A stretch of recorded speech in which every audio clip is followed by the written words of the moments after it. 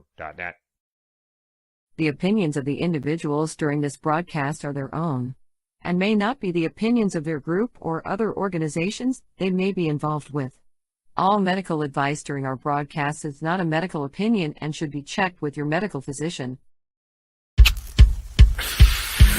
Oh yeah, baby, that's lovely.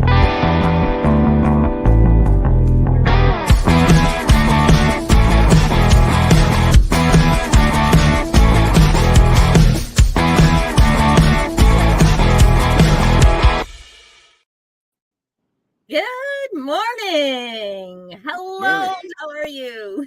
I'm doing great. How are you? I'm doing wonderful. It is March 21st here, and welcome to Psychedelics and Cannabis Educational News with Glenn Prentice and myself, Green Irene, today. We are found at the Pace Radio Network and, of course, at cbgtv.com. Today's lineup is really interesting, and I apologize to our audience if it seems a little discombobulated. I don't normally do the lineup. Al does. It's perfect. It's perfect. Okay. We got some great stories. We really do, don't we? Yeah. All right. Well, what do you say we get started right away? Would you like to? Sounds good to me. All righty. So I guess I got to pop this up to the stage, don't I? There we go. Our first story of the day is Congressman tears into top Biden official over politically damaging lack of marijuana reform progress, urging the White House to follow through. A Democratic congressman laid into top Biden administration official on Wednesday over the political malpractice that is the president's failure to end cannabis prohibition. The top federal health official promised to deliver that message to the White House, but also deferred responsibility for delays in an ongoing review into cannabis scheduling status to the Drug Enforcement Administration. Representative Earl Blumhauer, who's a Democrat from Oregon, is the founding co-chair of the Congressional Cannabis Caucus, didn't pull any punches at the White House Ways and Means Committee hearing with the U.S. District of Health and Human Services Secretary Xavier Becerra. Yeah, I'm going to assume it's Becerra. The retiring congressman cited remarks from the Vice President Kamala Harris last week, where she expressed frustration with how long it is taking to complete the cannabis scheduling review that President Joe Biden directed in 2022, and urged the DEA to move as quickly as possible, and said, she's right. I think it's borders on political malpractice and beyond. This is an area that just breaks my heart, Blumhauer said, adding that he's frustrated with the lack of progress implementing a cannabis research bill that he championed, that Biden signed. Signed the law back in late 2022. And we're still waiting, Mr. Secretary. This is an area that is profoundly affecting millions of people in the United States, he said. We are denying opportunities for research that almost everybody agrees could be transformative, and we're not in the forefront of this research. Never have been. There's no excuse for not being in the forefront for something that is now legal for 97% of the American public, and where people have a chance to vote, they vote to change the policies, Blumhauer said.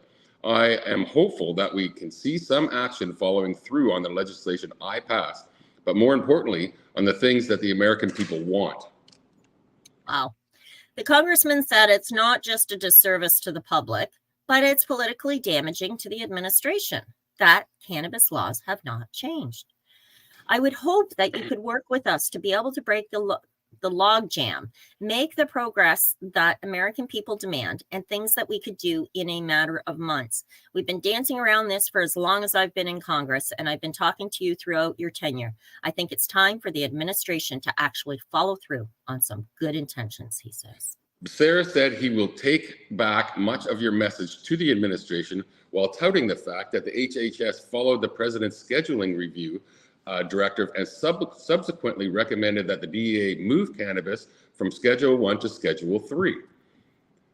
That was quite a while ago. We delivered. Really Sorry, go ahead. No, I was just going to say it really was. That was quite some time back. It seems to take a long, long time as soon as the government's involved with anything. We finished our work last year, and we submitted, as we are required by law, our findings based on the science, he said. We don't get to make the final call. That's left to the DEA to make. And when it comes to cannabis, the president asked me to do something. We did it. But I will take back the message to the administration where you stand. And Blumhauer has also pressed the DEA to go further than rescheduling and fully remove cannabis from the Controlled Substances Act. Then emphasize that we are missing an opportunity for the American people by not acting on bolder reform. And he's definitely right. Oh, he certainly is.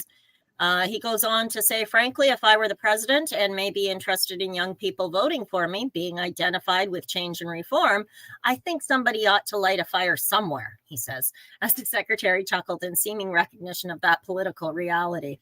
There's no excuse to continue dragging our feet on these formalities. The evidence is clear. The public wants it. There are millions of people who demand the products, and we are damaging a whole new sector of economy.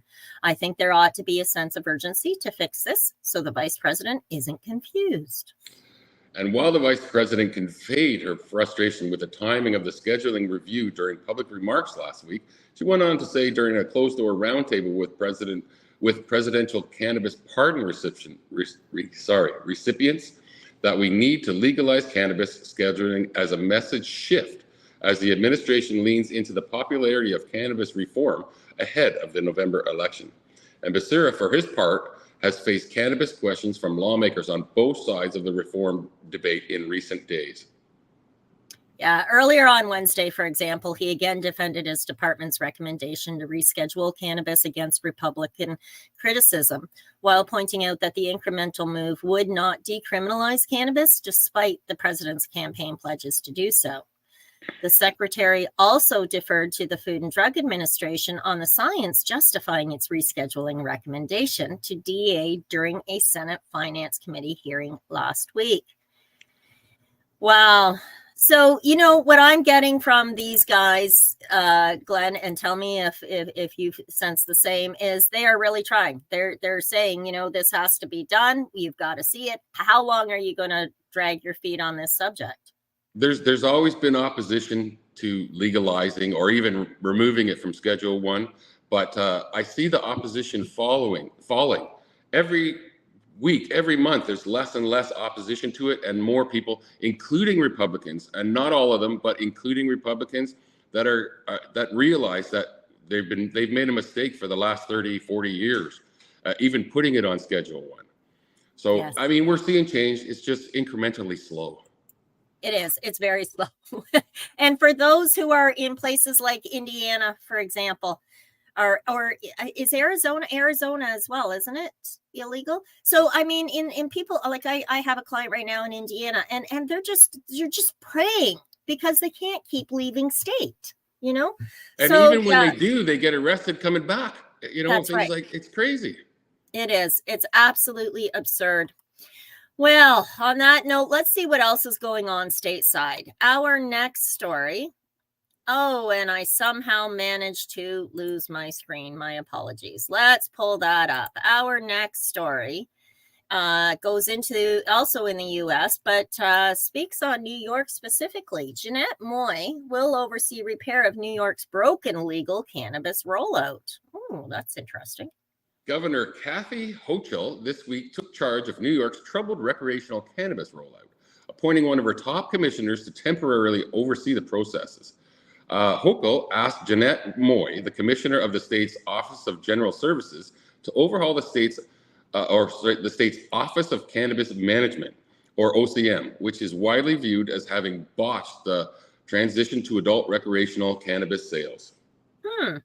Moy also will be looking at whether an alleged incident of retaliation by an agency official against a cannabis business owner is part of a larger pattern. Oh, interesting.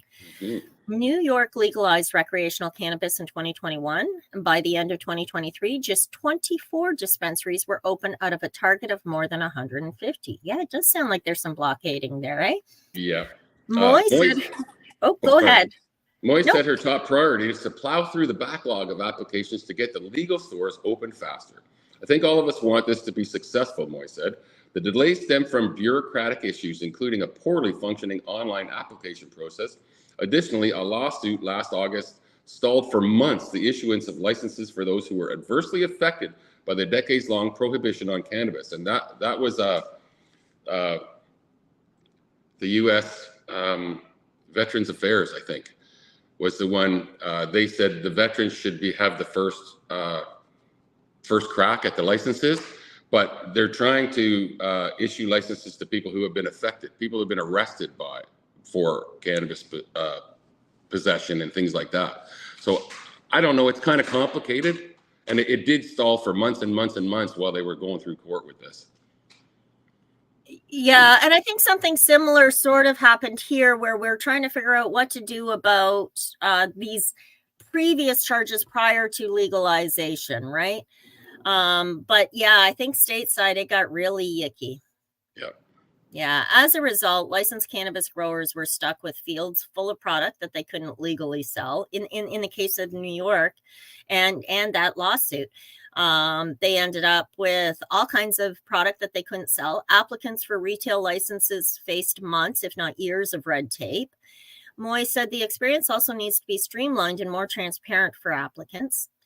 She goes on to say, are there ways that we can cut through some of the red tape that exists? And even the basics of customer service, making sure that an applicant has better clarity as to how long it's going to take in order to get that license approval. Moy says the stakes are very high. Some of them have been waiting for quite some time in order to get their businesses up and running, she said. I'm hoping in the next few weeks we'll be able to have a very solid plan and a way to move forward. She also addressed accusations of improper retaliation by Damien Fagon, OCM's chief equity officer, who was placed on leave after a cannabis grower accused him of shutting down her business after she repeatedly criticized the Bosch rollout. That's nice. Yeah.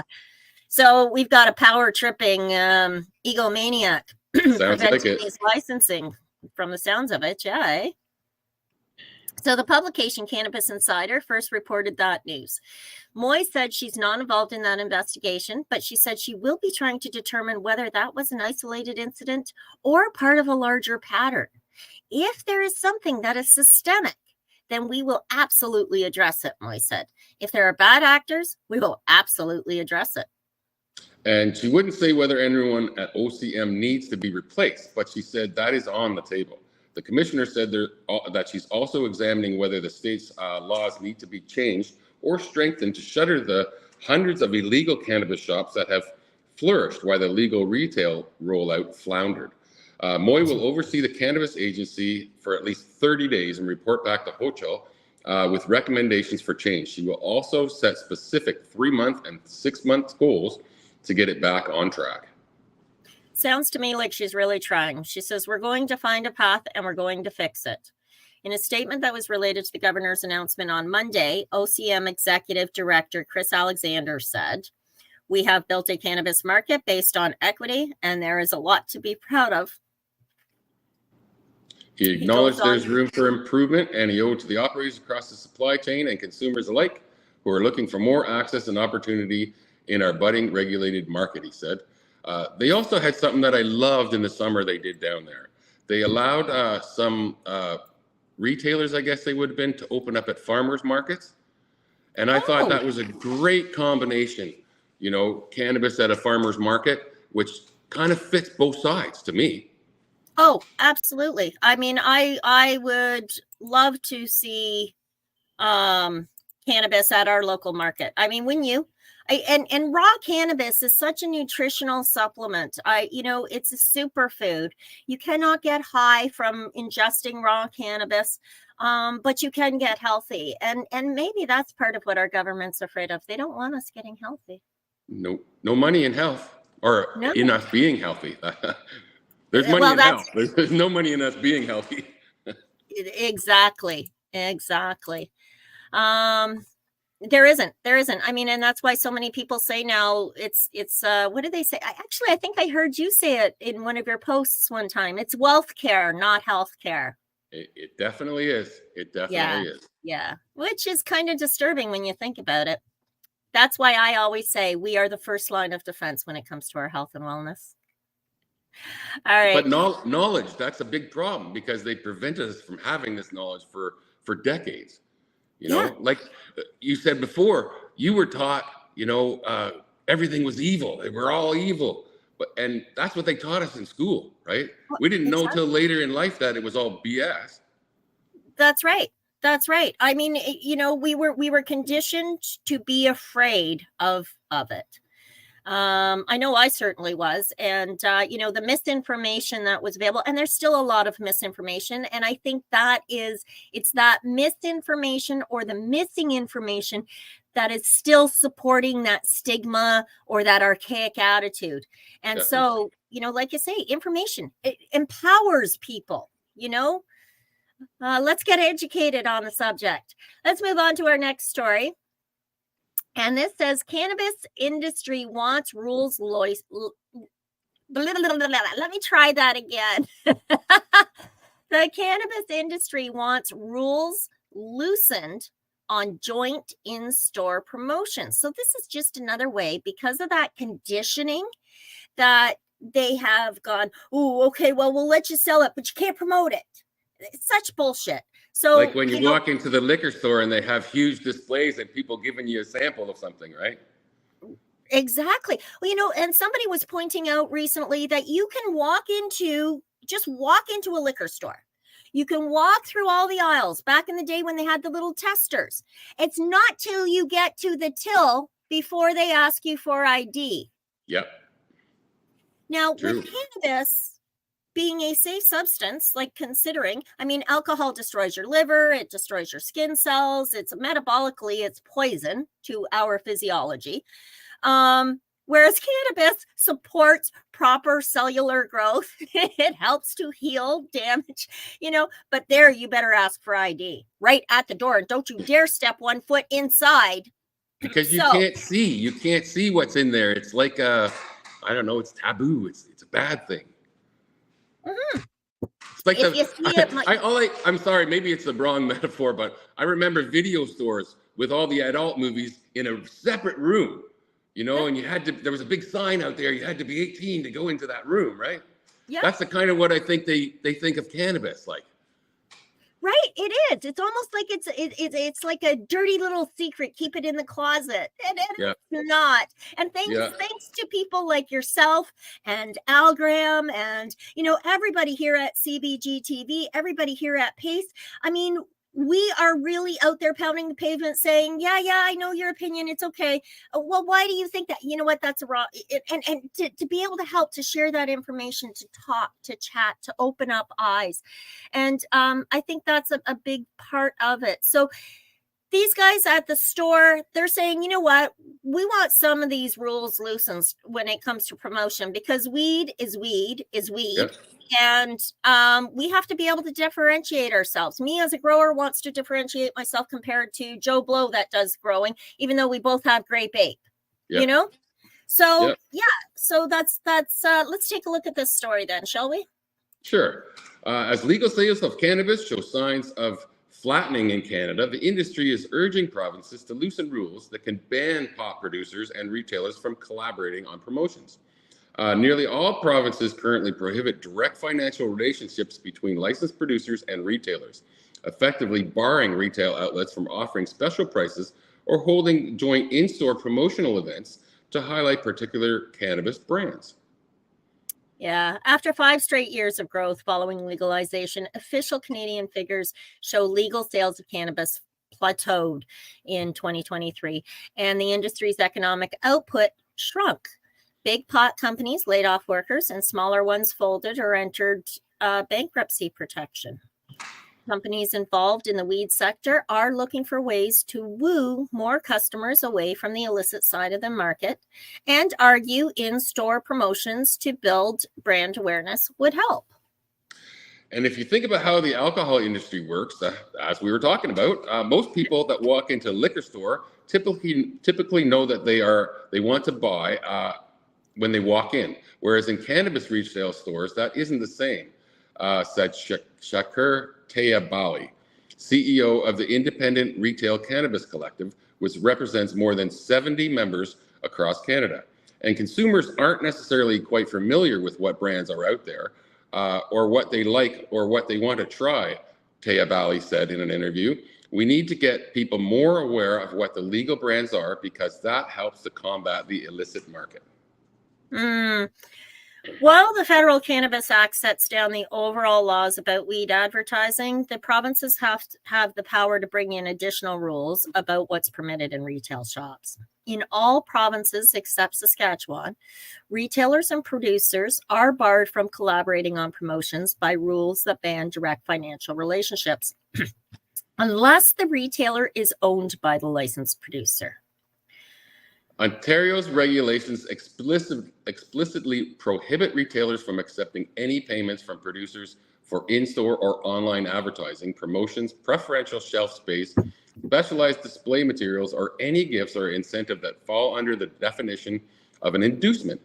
Brad Poulos, who's a lecturer in the Ted Rogers School of Management at Toronto Metropolitan University, says the bulk of cannabis marketing in Canada currently has to happen at the store level because of the restrictions on producers' advertising. Yeah, it's very difficult for a brand to build any kind of relationship directly with the consumer, Paulo said in an interview. You don't have this natural flow of information between a brand and the consumer like you would with virtually any other consumer packaged goods. Industry insiders say that the lack of brand awareness results in many consumers basing their purchasing decisions solely on price and the amount of THC, the chemical compound in cannabis that delivers the high. Do you know, I have to interrupt here for a moment, Glenn. I myself have visited many dispensaries. I have the bank receipts to prove it, unfortunately.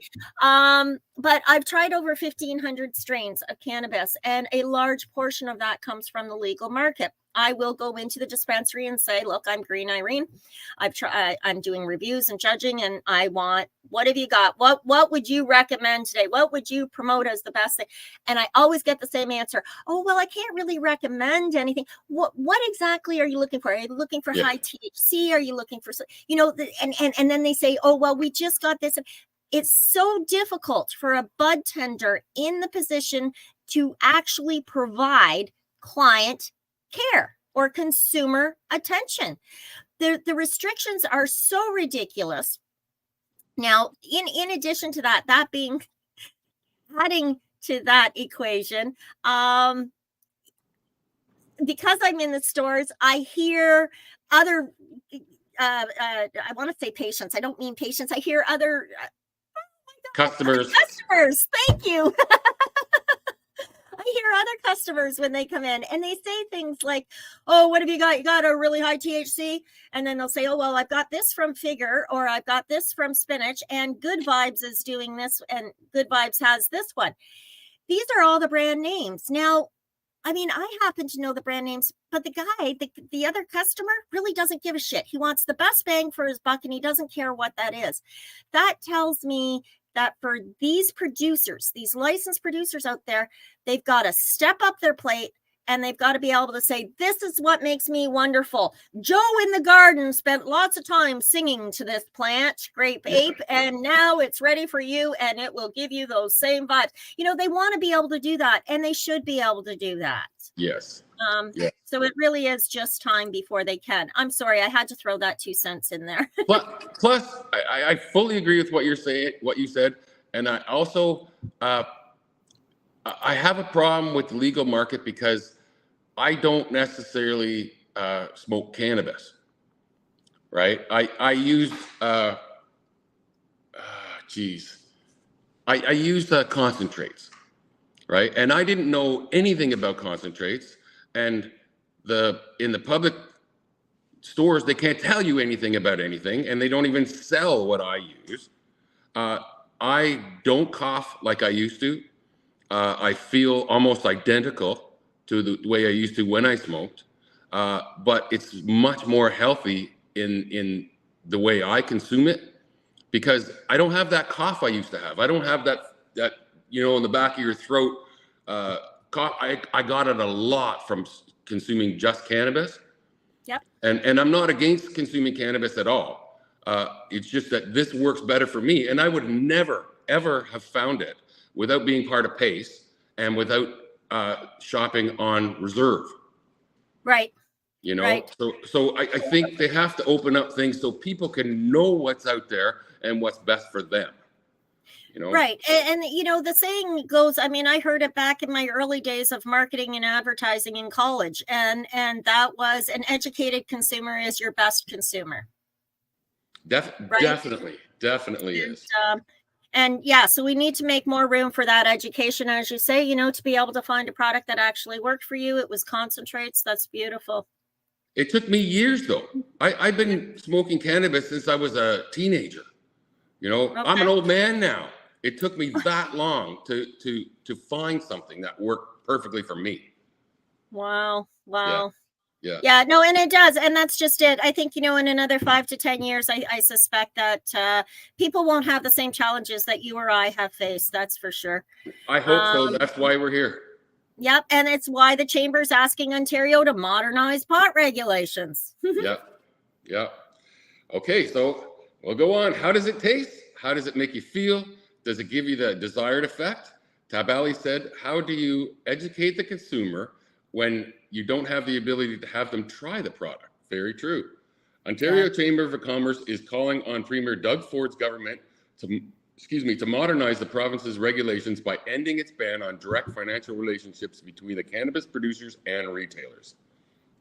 Right. In its official submission to the government ahead of next Tuesday's provincial budget, the Chamber says an overly restrictive regulatory regime is inhibiting growth in the sector and it's squeezing margins. Omar Khan, the Chief Communications Officer for cannabis company High Tide, says Ontario is making a mistake by banning retailers and producers from collaborating on in-store promotions. And that's the bottom line. Now, anybody that is listening or watching our feed today, this weekend, the Can Expo is taking place at Enercare in Toronto. Everything and anything cannabis related can be seen or viewed right now at Can Expo, from industry stuff right down to consumer, which bud is better. I mean, there is on-floor bud sampling. I am so ecstatic and excited to be getting to Can Expo this weekend. Again, Can Expo at the Enercare Center, March 22nd, 23rd, and 24th of 2024, just in case this is airing 10 years from now. I wish I could make it. Are you going to try and make it? No, I'm a little bit too far. I said I wish I could. Oh, well, that's unfortunate. I've got to pull our screen up here. I've done something wonky with the board, so I have to keep going back and forth. I apologize for any delay or that it's causing anybody or disturbance in your eyeballs. On that note, I think what we can do is probably get to our next story, which tells us what people are doing. It is a survey of 72% of Canadian cannabis consumers buy from legal sources. Isn't that interesting? Let's take a peek at that, shall we? Almost 3/4 of legal cannabis consumers, 71.7%, in Canada say they purchase products exclusively from the regulated marketplace, according to national survey published on March 18th. Recipients listed the primary reasons for their decision to utilize the legal market. 38% said they buy legal due to concerns about product safety. 16.9% said the legal market was more convenient, and 12.9% said they wanted to follow the law. I'm sorry, but those statistics just blow me away. Less than 20%, less than 1/5 of the people surveyed are interested in following the law. They really just don't give a shit. It's more about convenience and about product safety. Yeah, and I buy my products almost exclusively on reserve. Yeah, I purchase a lot from Reserve. I also historically have had a lot of different patients who grow, and I provide them with the clones. They would do the growing. Unfortunately, many of those patients have passed in the last couple of years. But they would grow, and I would get a little bit of the harvest in sharing from sharing the clone to get them started. But most of my purchases are done on Reserve, and I very strongly and firmly believe that everybody, for as long as we have the legal right to do so should grow their own, even if you're not going to use the bud, even if you don't get any flower on your plant, which is almost impossible because it's a weed. But the point is, while it's legal, exercise your rights to grow your own before they're taken away. If you don't exercise it, you will lose it. And so I very strongly suggest that to everybody all the time. And if you're going into the legal stores, know what to expect into the legal dispensaries. Again, on reserve, reservation dispensaries are legal. They are under a different kind of regulation than what dispensaries off reserve are. But that's stuff you can learn when you go in and ask questions even. Let's move on with our story so we can cut to break. This survey found that most commonly used product types in the previous year are dried cannabis flower, followed by infused edibles. That surprised me to see 57%, a little over 57% for infused edibles.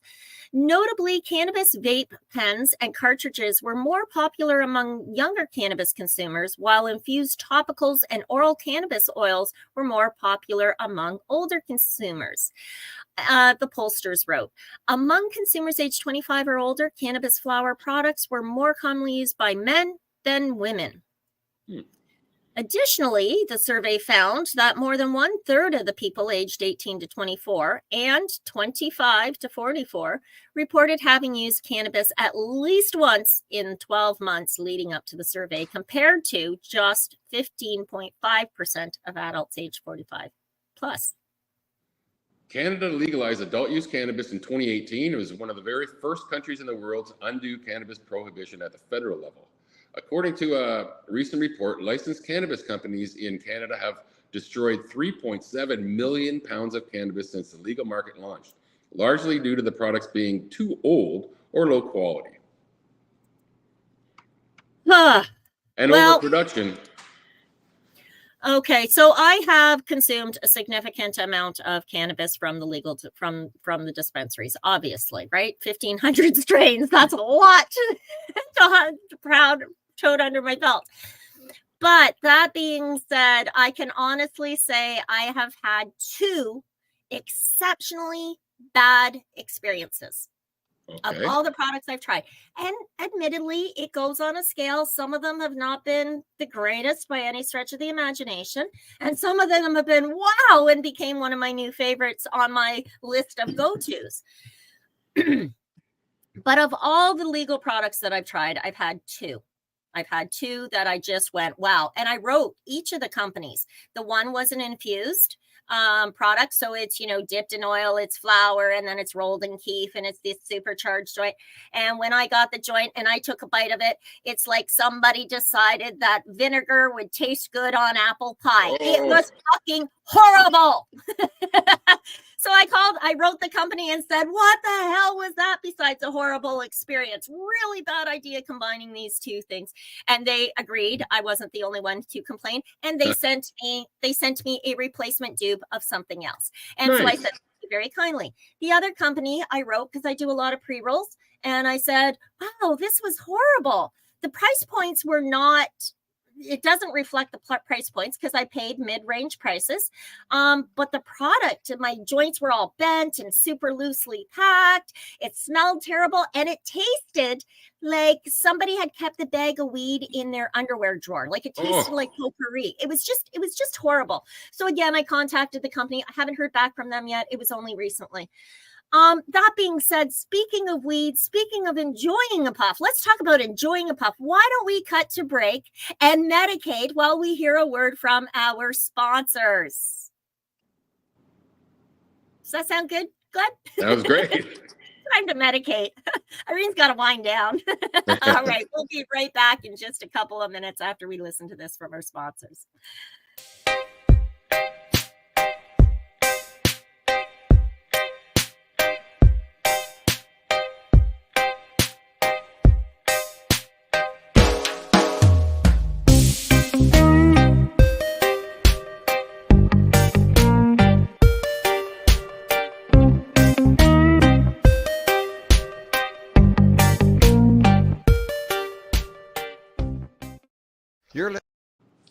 You're listening to the Pace Radio Network here at paceradio.net. Limestone City Hydroponics is Kingston, Ontario's hydroponics shop. Take your growing to the next level and create the optimal environment with a tent kit, or maximize your yield with an ebb and flow flood table kit. Either way, Limestone City Hydroponics has more sizes and options to fit your needs. Are you looking for the power of the sun that adapts to your budget? Then look no further, as they have professional grow lighting. They have indoor grow systems that are easy and cost effective, with many options to fit your living space and lifestyle. Cultivate your growing potential. We have everything you need to succeed. And if you can't make it to the store, they offer local delivery to the greater Kingston area.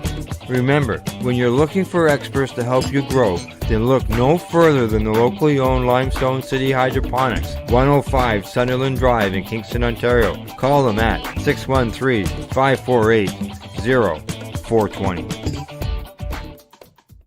Are you looking to get your medical cannabis grow license? Limestone City Hydroponics can help patients through the process of obtaining their license to grow medical cannabis. What's that? You don't have a doctor? If you meet the medical criteria, Limestone City Hydroponics has a nurse practitioner who can assess and provide medical cannabis prescriptions.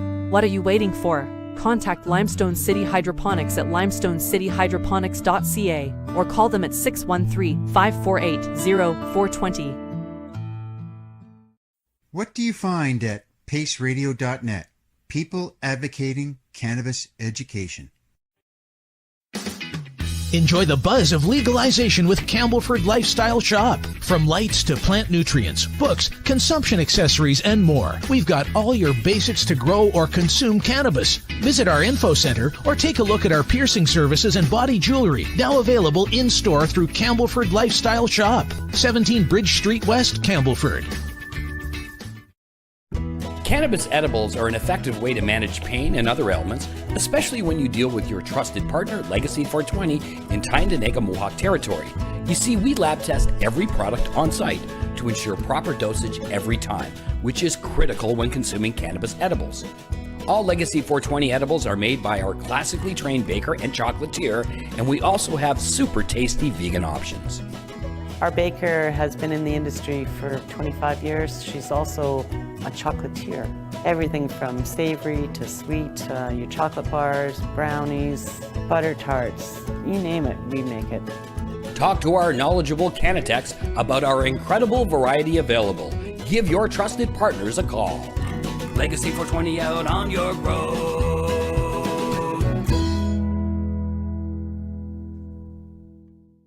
You're listening to the Pace Radio Network here at paceradio.net.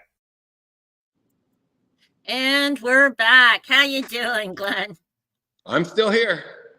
Excellent, excellent. So I had to run around and try and find where, because I packed everything up, getting ready to go to the Can Expo, and it's like, oh, where's my puff? So during the break, I'm running around like a little bit of a lunatic, and it's, oh, that's only 28 seconds. I'm not used to running the board. My apologies for the lack of professionalism.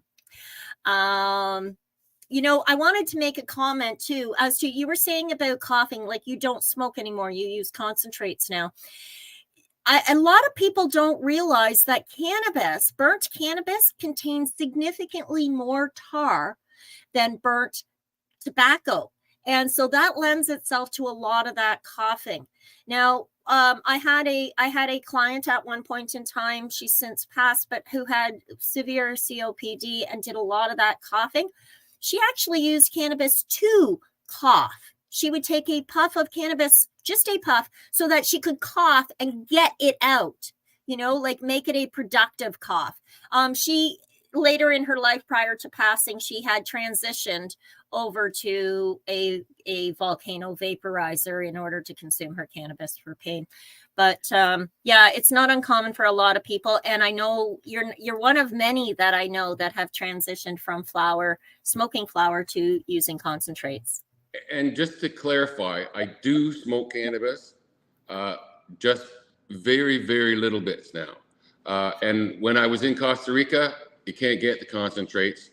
So I was smoking cannabis for the entire month I was there. Okay. So because it's the only thing I had, and it's not my medicine, right. It was what I could get. Yeah. And sometimes it's the less, that's what we've got to do, is we've got to put up with what we can get, right? Yeah. Let's move on to our next story, shall we? We're going to go to Japan. I only read the headline of this story, so I have no idea what it's about, to be perfectly honest and transparent here. But the headline caught my attention, and it says Japan cannabis cases jumped to a record last year. Suspects for cannabis-related offenses rose to a record in Japan last year, with people in their teens and 20s accounting for more than 70% of cases. The National Police Agency said 6,482 people were suspected of possessing or growing cannabis in 2023. The figure marked the highest since police began keeping such data in 1958. The previous record was 5,482 cases set in 2021. Wow. People in their 20s accounted for 3,545 of the cases, followed by teenagers with 1,222. Among the teenagers identified as suspects, 21 were junior high school students and 214 were senior high school students. The youngest was 14 years old. Wow. Researchers say compounds in cannabis may cause mental disorders and affect cognitive functions. Last year, the police agency interviewed more than 1,000 people identified on suspicion of possessing cannabis about the drug's effect. A total of 76% responded that the substance is not harmful at all or not so harmful. Agency officials say cannabis is spreading widely, partly because of misinformation, such as claims that cannabis is safe. They also note that the substance is becoming more accessible through drug trafficking groups on social media. So Japan is having an issue. Obviously, in Japan, cannabis consumption is not legal, obviously. But I find it interesting that there's such a small number. Like, I know 6,000 sounds like a lot, but in a country of Japan, is that really a lot? I think that's a very kind of strict country. Yes. And I mean socially strict. Yes.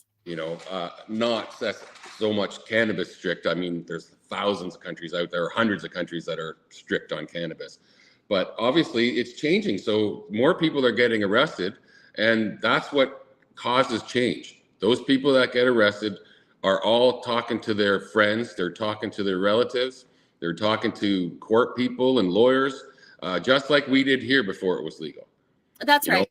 It will change. It's just slow, like every government.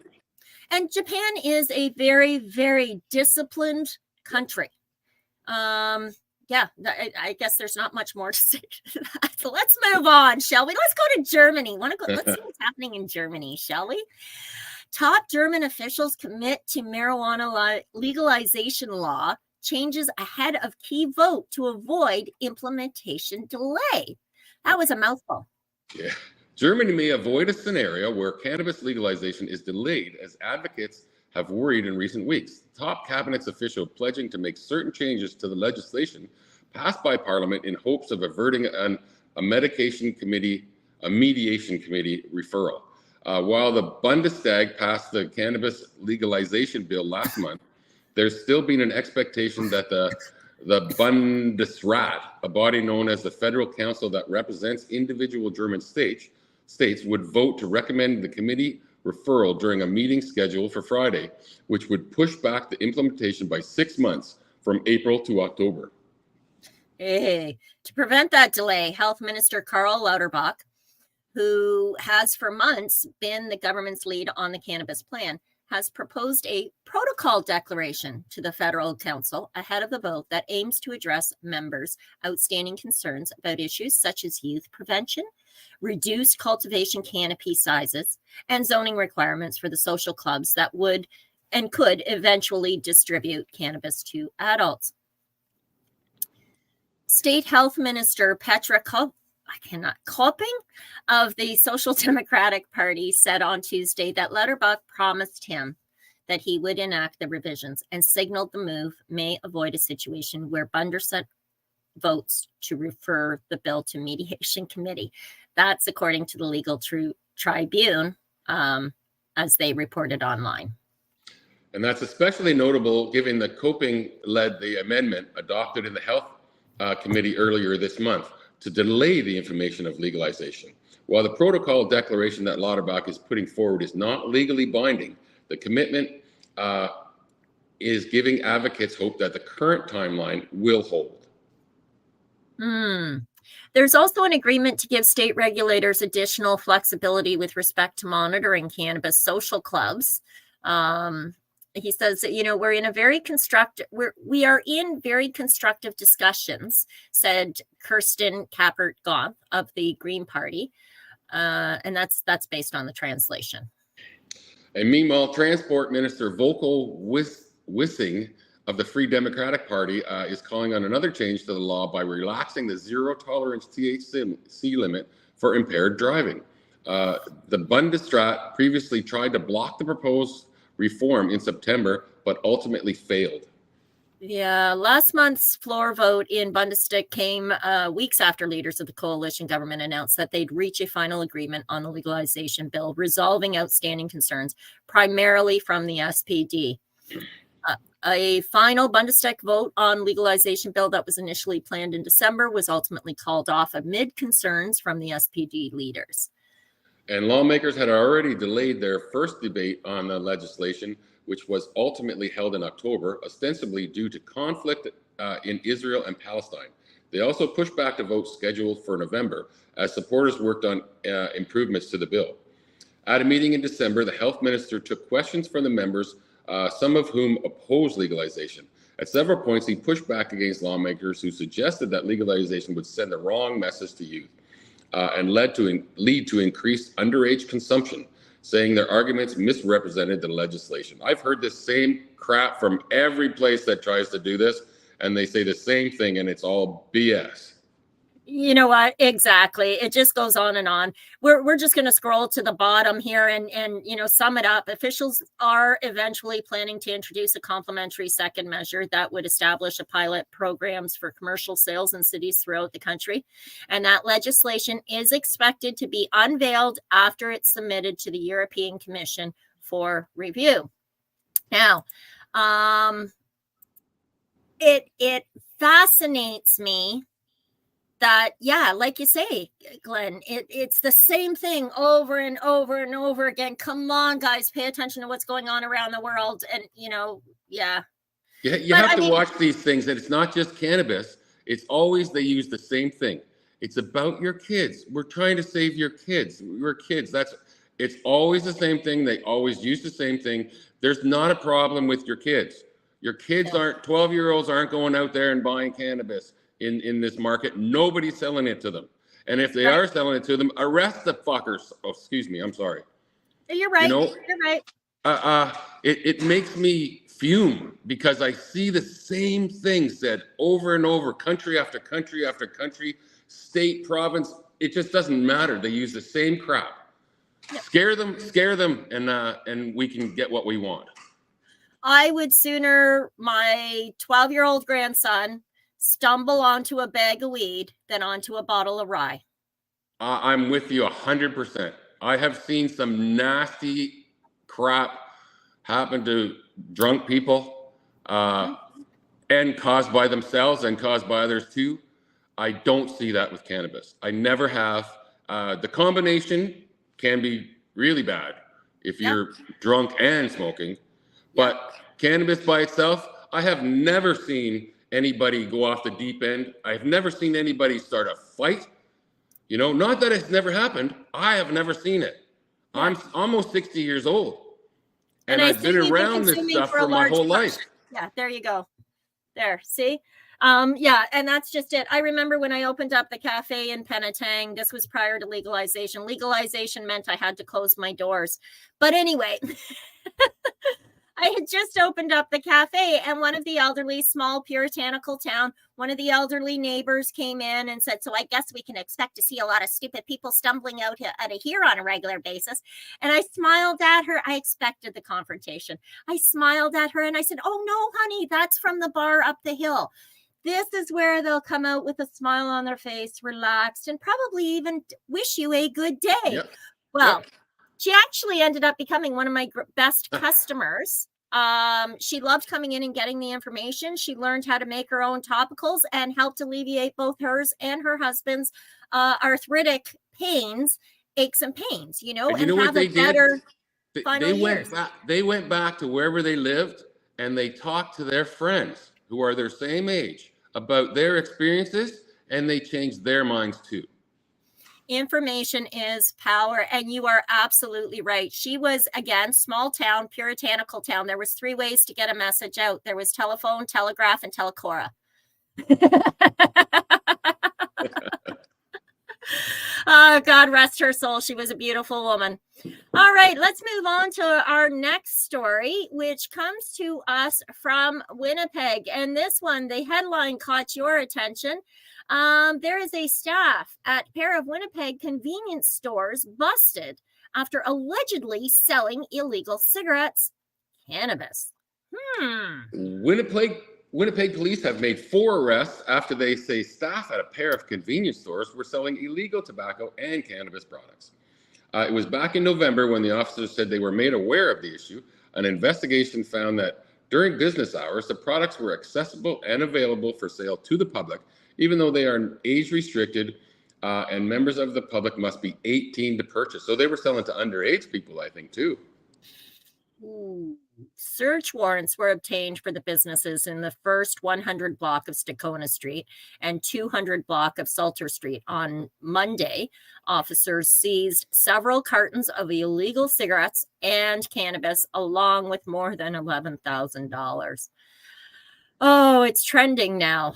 So a 34-year-old man, 2 37-year-old men, and a 41-year-old man all face several charges related to the Manitoba's Tobacco Taxation Act, Smoking and Vapor Products Control Act, and the Cannabis Act.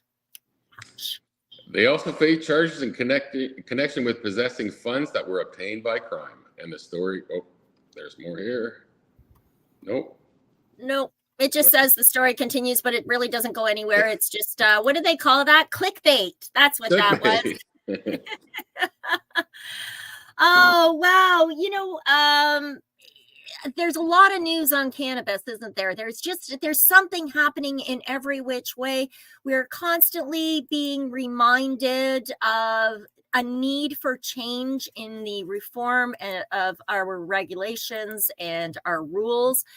And yet at the same time, we've got assholes out there, you know, the snake oil salesmen that are out there trying to pilfer that extra buck, that greedy, gluttonous, gross, disgusting. I mean, it always makes me feel slimy, you know, when I read those stories, because they really fuck it up for the rest of us who are trying to make a real dollar out here, who are trying to make a real industry of cannabis, to do things right, not just for ourselves today, because let's face it, we all want to eat and we all want to get that little tap on the back that says thank you for all the hard work you put in, right? We want recognition for our efforts, but realistically we are working for 7 generations from now. So, you know, in 10 years, a decade or 2 decades from now, they can look back and say, peace, you know, thank you for just like we do with the hippies from the 60s, from Woodstock, you know, I right away, peace, thank you. We wouldn't be doing this show without that. Exactly. So slow and steady wins the race. Take your time, do it right, and keep face, you know, maintain that that respect for this plant, for the growing industry. Okay. So now I'm all done yipping about cannabis. Let's talk psychedelics, Glenn. As you know, this is not my strong suit. I know very, very little about this stuff, but it's always in the news now. And we are psychedelics and cannabis education and news. All right. So let's move to our next story. Did I get it up? Let's just see. Sorry, my eyeballs are playing tricks on me today. And here it is. It says there is a study that finds natural psychedelic mushrooms produce enhanced effects compared to synthesized psilocybin, suggesting the entourage effect. Go figure. Who'd have thunk it, eh? A new study suggests that the use of full spectrum psychedelic mushroom extract has a more powerful effect than chemically synthesized psilocybin alone, which could have implications for psychedelic-assisted therapy. The findings imply that the experience of euthanogenic mushrooms may involve so-called entourage effect, similar to what's observed with cannabis and its many components. And why would you synthesize this? The only reason to synthesize it is to own it. Yes. That's it. Yep. There's no other reason to synthesize this. They grow abundantly. It's super easy to grow them. If you synthesize it, you're doing it for money only. That's it. Right.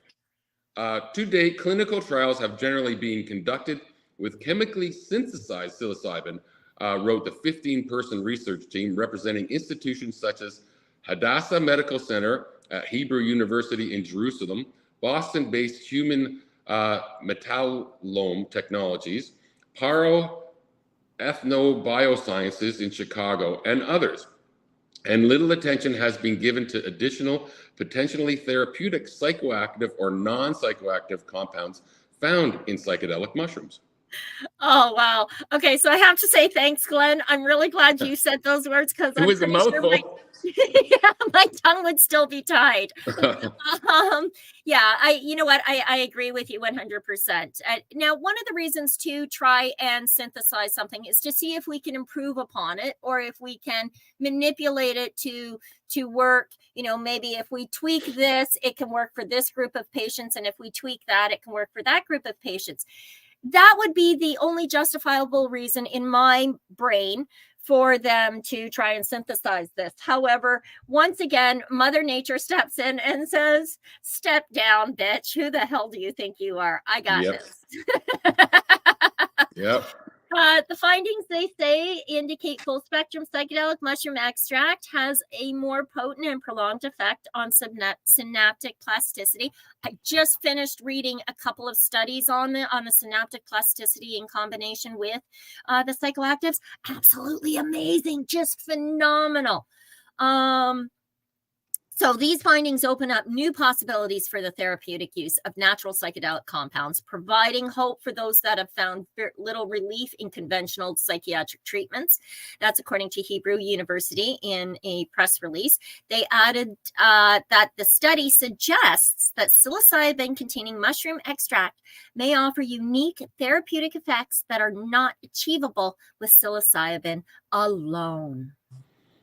And it not only underscores the superiority of extracts with diverse compounds, the release says, but also highlights the feasibility of incorporating them into Western medicine. Yes, I'm pretty sure that was the same study I read.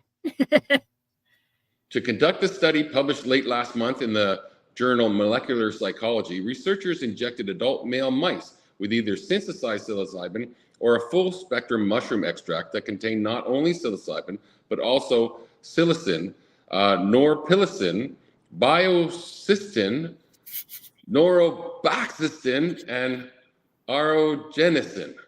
They also examined behavior in the mice, such as head twitch response, as well as samples of dissected brain tissue. Effects were measured at 3 days and 11 days after treatment. Yeah, their findings show no difference in acute effects on HTR, said the authors. However, they found an effect of PME on synaptic protein levels in 4 brain areas that's significantly more pronounced overall than the effects of PSIL. Now, those synaptic proteins, they said, are seen as possible markers of neuroplasticity. This is so beautiful, which they describe as the lifelong capacity of the brain to respond to experiences, learning, and the environment, and to reorganize structure, function, and connections in response to such stimuli.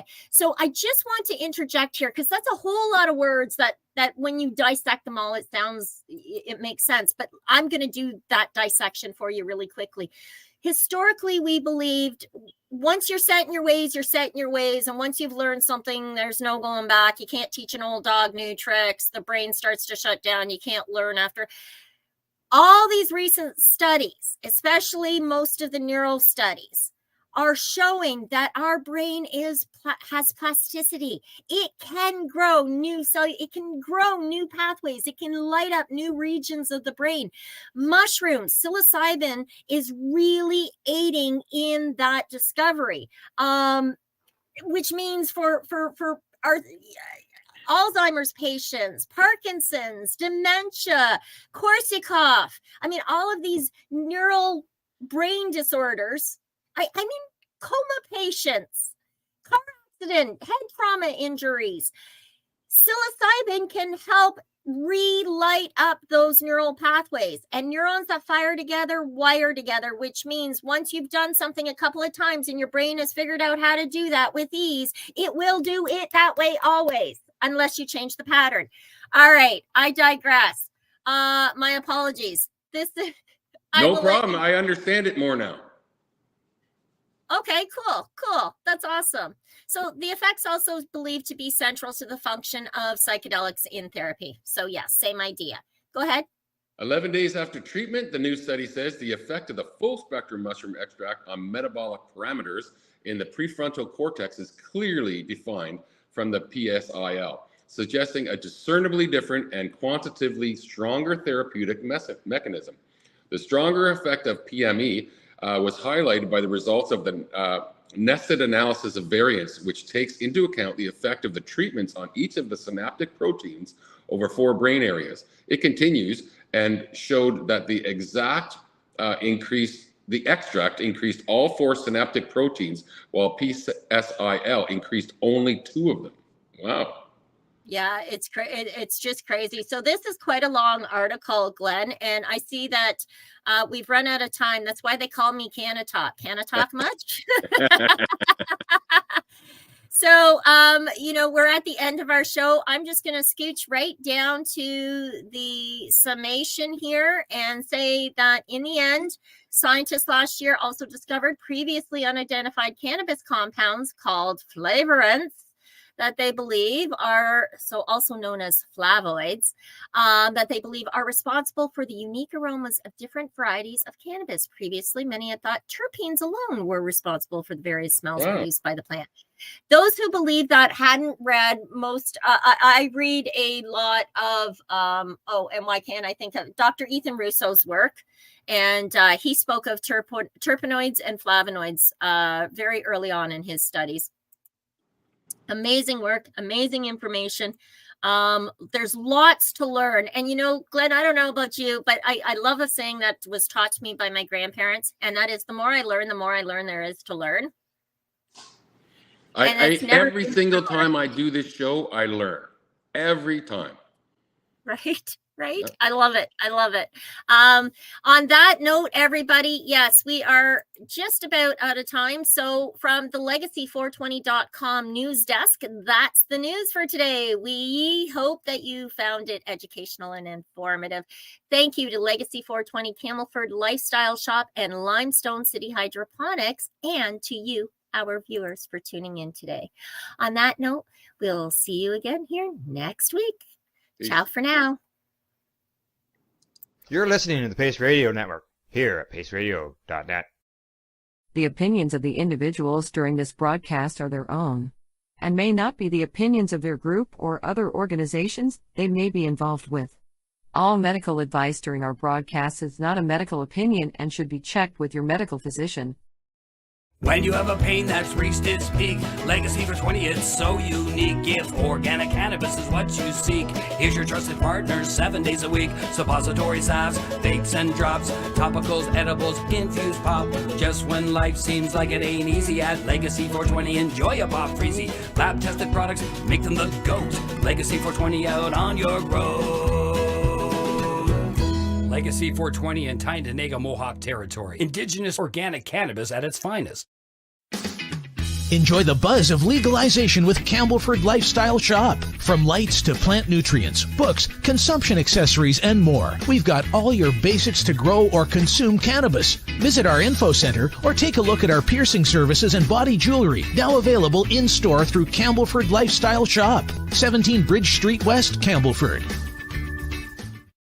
Limestone City Hydroponics is Kingston, Ontario's hydroponics shop. Take your growing to the next level and create the optimal environment with a tent kit, or maximize your yield with an ebb and flow flood table kit. Either way, Limestone City Hydroponics has more sizes and options to fit your needs. Are you looking for the power of the sun that adapts to your budget? Then look no further, as they have professional grow lighting. They have indoor grow systems that are easy and cost effective, with many options to fit your living space and lifestyle. Cultivate your growing potential. We have everything you need to succeed. And if you can't make it to the store, they offer local delivery to the greater Kingston area. Remember, when you're looking for experts to help you grow, then look no further than the locally owned Limestone City Hydroponics, 105 Sunderland Drive in Kingston, Ontario. Call them at 613-548-0420. We are people advocating cannabis education here at paceradio.net.